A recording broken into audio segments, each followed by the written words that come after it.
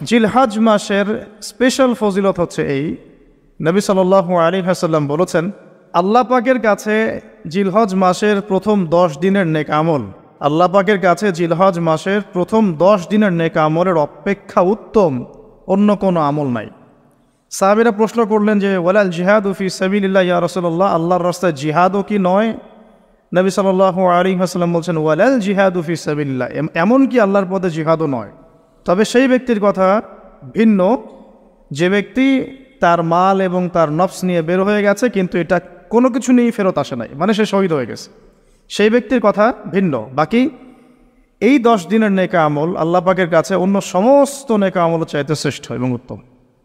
আল্লাহ পাক সূরা ফজরের মধ্যে এই 10 দিনের কথা বলেছেন, ওয়াল ফজরি মানে প্রভাতের কসম বা ফজরের কসম, ওয়া লায়ালিন আশর এবং 10 রাতের কসম। এই ওয়া লায়ালিন আশর 10 রাত বলতে মুফাসসিরিনে কেরাম এই জিলহজের প্রথম 10 দিনকে বোঝান, এই 10 রাতকে বোঝান। আবার সূরা ওয়াস সামাই যাতিল বুরুজ, আমরা সূরা বুরুজ পড়ি, ওয়াল ইয়াউমিল মাউউদ ওয়া শাহিদি ওয়া মাশহুদ, এখানে শাহিদ বলতে আরাফার দিনকে বোঝানো হয়, ওয়া মাশহুদ বলতে জুমার দিনকে বোঝানো হয়। তো এই আরাফার দিনও কিন্তু এই 10 দিনের মধ্যেই পড়ে গেছে। আরেকটা হাদিসে এসেছে যে এই 10 দিনের মধ্যে যে আরাফার দিনটা আছে, এই আরাফার দিন সম্পর্কে নবী সাল্লাল্লাহু আলাইহি ওয়াসাল্লামকে জিজ্ঞাসা করা হচ্ছে, ইয়া রাসূলুল্লাহ এই দিনের ফজিলত কি? নবী করিম সাল্লাল্লাহু আলাইহি ওয়াসাল্লাম বলছেন, আহতাসিবু আলাল্লাহ, আমি আল্লাহর কাছে আশা করি যে এই দিন মানে আরাফার দিনের সিয়াম রোজা, এটা কি হবে? কাফারা মানে মাফের কারণ হবে, গুনাহ মাফের মোচনের কারণ হবে, সানাতাল্লাতি ক্বাবলা ওয়া সানাতাল্লাতি বা'দা, মানে বিগত 1 বছরের আগামী 1 বছরের 2 বছরের গুনাহ মাফের কারণ হবে একটা রোজা আরাফার সাওম। মাশাআল্লাহ, সুবহানাল্লাহ। তো এই 10 দিন এর মধ্যেও পড়ে গেছে আবার হজ, এই 10 দিনের মধ্যেই পড়ে গেছে কি? হজ, হজও এর মধ্যে, আবার কোরবানি নাহার এটাও এর মধ্যে। তার মানে এমনি নর্মাল ইবাদত, নর্মাল বলতে আমরা গতানুগতিক যে ইবাদত করি, সালাত, সিয়াম, সাদাকা, হজ, আবার কোরবানি, আবার আরাফার দিন, সব কিছু মিলে এই 10 দিন বা 10 রাত একসাথে। তাহলে এখান থেকে বুঝতে পারছি যে এর গুরুত্ব কতটুকু। এখন প্রশ্ন হচ্ছে আমরা এই 10টা দিন কিভাবে কাটালে পরে একটি ইফেক্টিভ 10 ডেজ কাটাতে পারবো জিলহজ মাসের। তা আমি কয়েকটা পয়েন্ট আপনাদের সাথে শেয়ার করি, আল্লাহ পাক আমাদের সবাইকে আমল করার তৌফিক দান করুন। প্রথম যে বিষয়টা খেয়াল রাখতে হবে সেটা হলো নিয়াত বিশুদ্ধ করতে হবে। প্রতিটা হাদিস গ্রন্থের একটা মৌলিক হাদিস হলো ইন্নামাল আমালু বিন্নিয়াত, আরেকটা হাদিস হচ্ছে ইন্নামাল আমালু বিল খাওয়াতিম।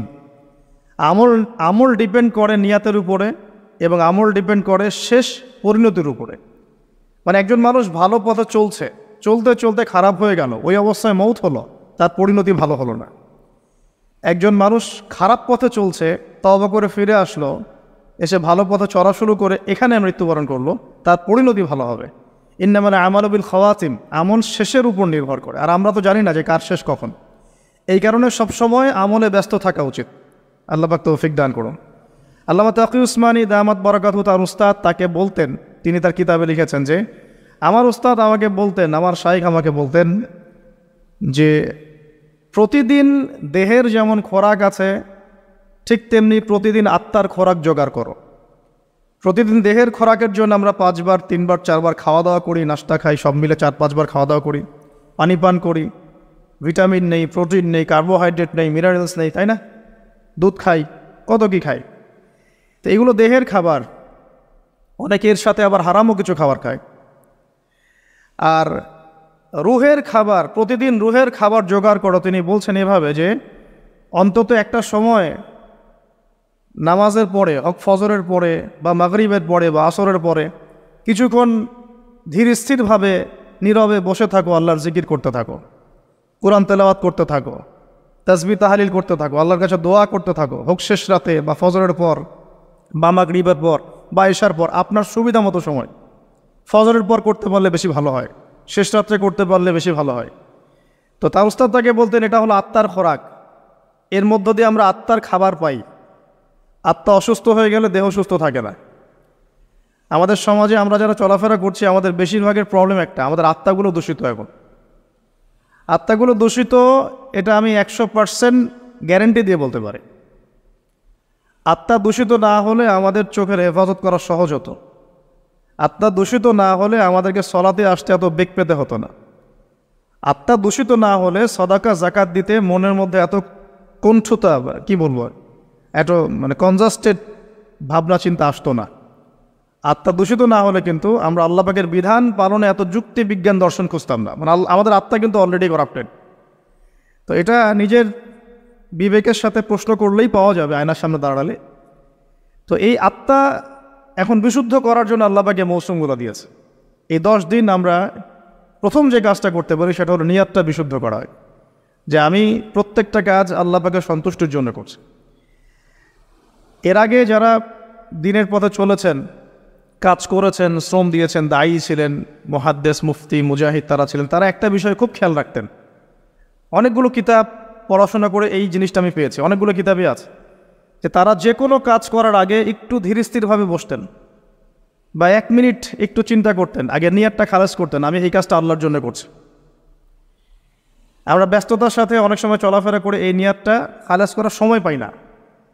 তো আগেকার যারা বড় বড় বুজুর্গ ছিলেন তারা নিয়াতটা আগে খালাস করে নিতেন, এই কাজটা আমি আল্লাহর জন্য করছি, তারপরে কথা বলা শুরু করতেন, তারপরে নামাজে দাঁড়াতেন, তারপরে সাদাকা করতেন, তারপরে দার্স দিতেন। মানে আগে একটু চুপ করে বসে থাকতেন যে আমি কাজটা আল্লাহর জন্য করছি। সো আমরা একটু এই যে 2-3 দিন হাতে আছে আমাদের, নিয়াতটা আগে বিশুদ্ধ করব, যে আমি যে আমলই করব সেটা নামাজ হোক, রোজা হোক, হজ হোক, জাকাত হোক, কোরবানি যাই হোক, শুধু আল্লাহর জন্য করব, শুধু আল্লাহর জন্য, শুধু আল্লাহর জন্য, শুধু আল্লাহকে রাজি খুশি করার জন্যেই সব করতে হবে। এটাই হলো আপনার বিশুদ্ধ নিয়াত।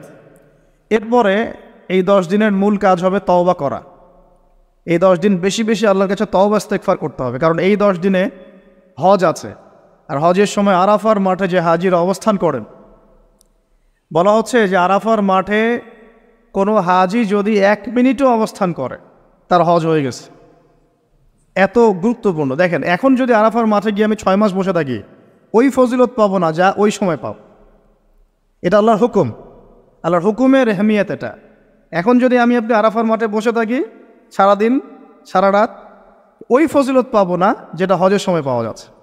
হজের মাঠে, আরাফার মাঠে যত হাজিরা আসবে, লক্ষ লক্ষ হাজি, তাদেরকে উদ্দেশ্য করে আল্লাহ পাক বলেন, ফেরেশতাদেরকে বলেন, দেখো আমার বান্দারা কি চায়, দেখো ওরা উস্কো খুস্কো চুল নিয়ে এসেছে, ধুলো মলিন হয়ে এসেছে। আরেকটা জায়গা আছে যে ওই দিন আল্লাহ রাব্বুল আলামিন এত অধিক সংখ্যক বান্দাকে জাহান্নাম থেকে মুক্তি দেন যেটা আর কখনো দেন না, এবং ওই দিন শয়তান নিরাশ হয়ে পড়ে। তাহলে এই 10 দিনে আমরা যারা যেতে পারছি না হজে, আমাদের কাজটা তাদের সাথে একাত্মতা পোষণ করে তওবা করতে থাক। মানে ইউনিটিটা কেন? যেমন ধরুন একটা হাদিস বলি যে আরাফার জিলহজ মাসের চাঁদ ওঠার আগেই যারা কুরবানি করতে সক্ষম, আমরা যারা কুরবানি করতে চাই, তাদেরকে নখ, চুল এগুলো কাটতে নিষেধ করা হয়, তাই না? চাঁদ উঠে গেলে নখ, চুল এগুলো কাটতে নিষেধ করা হয়, এটা হাদিসেই আছে। আর এর আগে কেটে ফেলতে বলা হয়, যে নখটা আগে কেটে ফেলেন, চুলটা আগে কেটে ফেলেন, দাড়ি আবার কাটতে যায় না, নখ আর চুল। তাতে কি হবে, আমরাও একটা, ওই যে যারা আমরা মানে হজ করতে যেতে পারি নাই, তাদের সাথে আমাদের একটা একাত্মতা হলো। কিন্তু তারাও যেমন এগুলোকে স্যাক্রিফাইস করলেন, আমরা আমাদের জায়গা থেকে স্যাক্রিফাইস করলাম এবং এই নেকিটা পেলাম, একটা কুরবানি নেকি পেয়ে গেলাম ইনশাআল্লাহ। কিন্তু আমি কিন্তু ওখানে গিয়ে কুরবানি করতে পারি নাই, তাহলে সারা মুসলিম বিশ্বের সাথে একটা একাত্মতা পোষণ করা হলো, ইউনিটি দেখা হচ্ছে এখানে। তো এই জিনিসটাই ওখানে তারা তওবা করেন, আমরা এই সারা এই 10টা দিন 10টা রাত তওবা ইস্তেগফার করতে থাকবো। আল্লাহ পাক তৌফিক দান করেন। আমি কমপক্ষে দিনে 100 বার আস্তাগফিরুল্লাহ ওয়া আতুবু ইলাইহি এটা বলা উচিত। এরপর একটা বললাম নিয়াত, এরপরে তওবা। এরপরের কাজটা হচ্ছে, বলে ফেলেছি অলরেডি, যে আমাদের চুল নখ যেগুলো আছে এই 2-3 দিনের মধ্যে কেটে ফেলবেন। আগামী সোমবারে কিন্তু শুরু হচ্ছে আমাদের, তাই না? আগামী সোমবারে প্রথম জিলহজ শুরু হচ্ছে আর কি। তাহলে যদি সওম রাখতে চান তাহলে রবিবার রাতে সাহারি খেতে হবে। তো চুল নখ এগুলো যা যা আছে অন্য জায়গার পশম, এগুলো উঠিয়ে ফেলতে হবে, কামিয়ে ফেলতে হবে। ইনশাআল্লাহ একটা কুরবানি নেকি পাওয়া যাবে ইনশাআল্লাহ, অল্প একটু আমল করবে। আর 4 নম্বর কাজটা হচ্ছে, এই 10টা দিন একটা ট্রেনিং সেশনের মতো নিয়ে নেই 10 দিন 5 ওয়াক্ত নামাজটা জামাতে পড়ার চেষ্টা করি ইনশাআল্লাহ। আর যদি কোনো কারণে মিস হয়েও যায়, বাসায় টাইম টু দ্য টাইম পড়তে, অন দ্য টাইম পড়তে হবে, একদম টাইমের মধ্যে, ওয়াক্তের মধ্যে। কোনো কারণে মিস হতে পারে, স্বাভাবিক মানুষ, বিভিন্ন সফরে থাকতে পারেন, প্রতিবন্ধকতা থাকতে পারে, কিন্তু বাসায় পড়লেও ওয়াক্ত মতো পড়ে ফেলতে হবে। মানে এই 10 দিন ট্রেনিং হবে নামাজের, কারণ এই 10 দিনের যে আমলগুলো, এর মধ্যে কিন্তু নামাজ অন্যতম একটা গুরুত্বপূর্ণ আমল।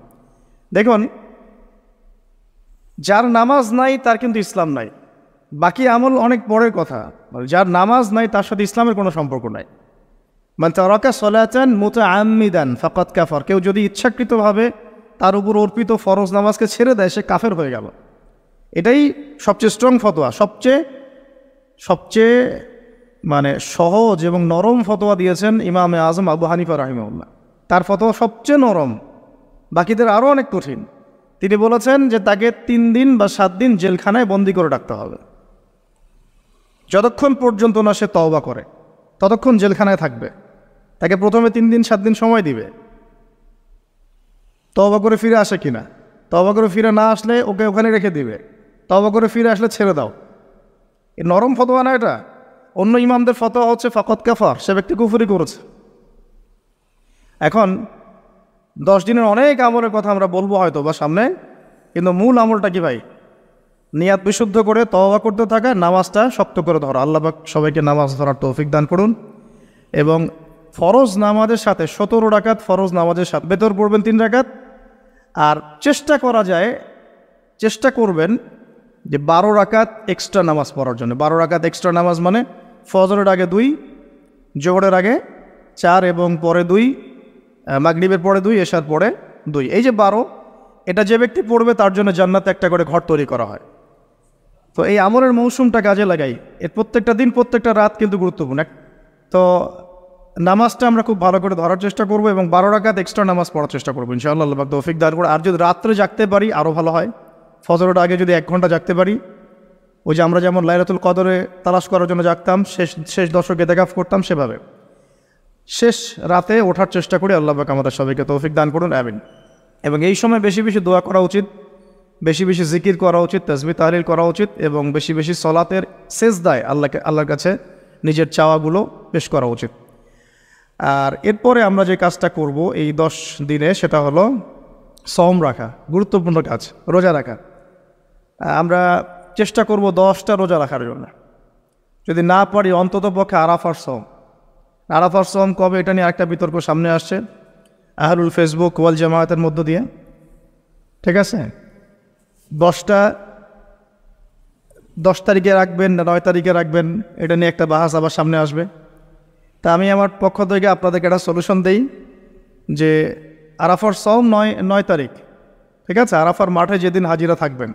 অনেক কনফিউশন দেখতে পারেন, আপনি 2 দিনে রেখে দিবেন, ঝামেলা শেষ, কোনো সমস্যা। একটা রোজা রাখলে কি এমন হবে? আরও ভালো। আমরা তো ইয়াং, আমরা রাখতে পারবো ইনশাল্লাহ। না খেয়েও রাখতে পারবো ইনশাল্লাহ। পানি যদি নাও খেতে পারেন, 1 ঢোক পানি খেয়েছেন সাহারিতে, ওটা দিয়ে রোজা রাখা যাবে না ইনশাল্লাহ? তো আমরা পারবো। আমাদের মনের মধ্যে শয়তান কিছু দুর্বলতা সৃষ্টি করে। আল্লাহর পথে বেরিয়ে গেলেই দেখবেন শক্তি আল্লাহর পক্ষ থেকে আসছে। অনেক সময় অলসতা আসতে পারে, যে মনে হয় পারছি না, মনে হয় পারবো না। এইটা যখন নেমে যাবেন দেখবেন পারছেন ইনশাআল্লাহ। তো আমরা সহজ সমাধানে যাই, 2টা রোজে রাখবো ইনশাআল্লাহ। ঠিক আছে, কি হবে তাহলে? আগের 1 বছর, পরের 1 বছর, 2 বছরের গুনাহ মাফ হবে ইনশাআল্লাহ। ঠিক আছে, তো এখন আমরা আরাফার সওম তো আসতে দেরি আছে। আমরা এই 10 দিন যতগুলো করে সম্ভব রোজা রাখার চেষ্টা করি। কিন্তু সোমবারেই শুরু হচ্ছে, সোমবার আবার রোজা রাখা কি সুন্নাহ। সোমবার একটা রাখতে পারি, আবার বৃহস্পতিবার একটা রাখতে পারি, 2টা হয়ে গেল। আবার আরাফার 2টা রাখতে পারি, 4টা হয়ে গেল। অন্তত 4টা 5টা রাখার চেষ্টা করি। আর যারা পারবেন 10টাই রাখার চেষ্টা করেন। আল্লাহ পাক তৌফিক দান করে নেবেন।